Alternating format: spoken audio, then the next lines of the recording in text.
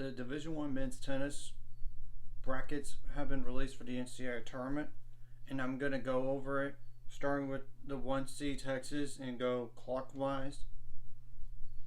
Texas hosts they play Texas A&M Corpus Christi first. Then they play the winner of the UTSA Pepperdine match in the second round, which the days for the first and second rounds is like May 5th or 6th. Then the second round is 6th and 7th, by the way, for all these teams. We don't know the times yet at all. So, okay, the 16th seed North Carolina is hosting Drake as a first round match, but they play the winner of the Utah Old Dominion match. Okay, the 9th seed South Carolina is hosting. They first play South Carolina State. Then the following match would be the winner of the Baylor Florida State match. Man, that's brutal. Same thing goes for North Carolina because, look, whoever's going to get Utah, they're dangerous. I mean, and South Carolina has to deal with Florida State or Baylor in the second round. That's not easy. Okay, the 8th seed Tennessee takes on Belmont in the first round, but they play the winner of the Wake Forest Memphis match. But if they play Wake Forest, Tennessee does, watch out for a possible upset here. I mean, that's the truth. And if you're a top 8 seed, you get the chance of hosting first 3 rounds. That as long as you win the first 2 rounds, and of course, the Sweet 16 match is depending on who's the higher seed. Now, the 3th seed Ohio State takes on East Tennessee State. University TSU in the first round. They play the winner of Louisville or Texas Tech. Ohio State should get through that, I would think.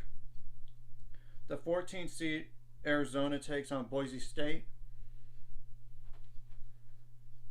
in the first round, while they take on the winner of the Florida-Oklahoma State match. If they get to play Florida, then that possibly could be an issue because Florida is good. Though they're not as good as the last couple of years. I know. Or since the 2019 season. But they're dangerous in terms of the rankings. Now, 11th seed Harvard got Siena in the first round. They take on the winner of the Illinois-Arizona State match. Illinois could be dangerous, but I would think Harvard has an easier path this year than last year because they had Stanford in their way. Now, the 6th seed Georgia takes on Florida Gulf Coast University in the first round. The second round, they're going to take on either the winner of the Oklahoma-NC State match. If it's NC State, either way, it might be dangerous, but not as dangerous as others. But I would think Georgia gets through and Harvard gets through. The 7th seed Michigan takes on Toledo. They take on the winner of the LSU Cal match, as in California. If they get to play California and that match is outdoors, you never know with Cal. They're dangerous. I mean, so yeah, that's kind of one of those possible, but I would think more likely Michigan gets them. But the 10th seed USC, as in University of Southern California, takes on Idaho. They play the winner of the San Diego UC Santa Barbara match, which, even if they get to play San Diego, I think USC gets through. The 15th seed Mississippi State takes on Alabama State. In the first round, they take on the winner of Tulane Middle Tennessee match. If it's Middle Tennessee, then it's possibly could be dangerous for Mississippi State. But either way, Mississippi State is going to play 2 teams. One of those 2 teams in the second round they already played this year, believe it or not. Now, the 2 seed TCU takes on UT Arlington. That should be a win right there. And they take on the winner of the Texas A&M SMU match. That could be dangerous with A&M, but I would think TCU would get past them. I would think so, but this is why the NCAA tournament's played. The 5 seed Virginia takes on Navy in the first round. Then they take on the winner of the VCU Ole Miss match. The 12th seed Duke takes on UNC Wilmington, but they take on the winner of Cornell Auburn. Duke has got a hard draw. I mean, Cornell, they're frisky, and Auburn, if they didn't blow it at the very end of the year, they would have been a top 16 seed. Now, the 13th seed Columbia takes on St. Francis Brooklyn.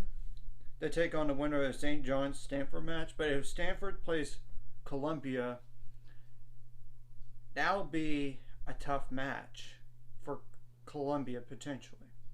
Stanford's just not been healthy all year, so you know. Now, the 4 seed Kentucky takes on Presbyterian. They play in the second round. The winner of the UCLA Northwestern match.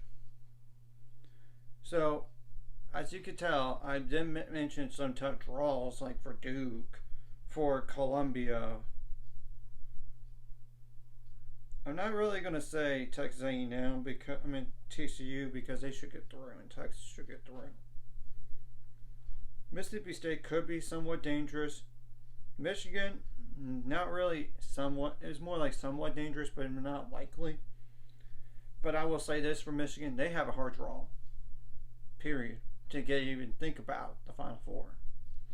Because if USC gets through, which I think they should, and even if Michigan gets to play USC, they're going to have to hope and pray that match is indoors with bad weather because Michigan's an indoor team.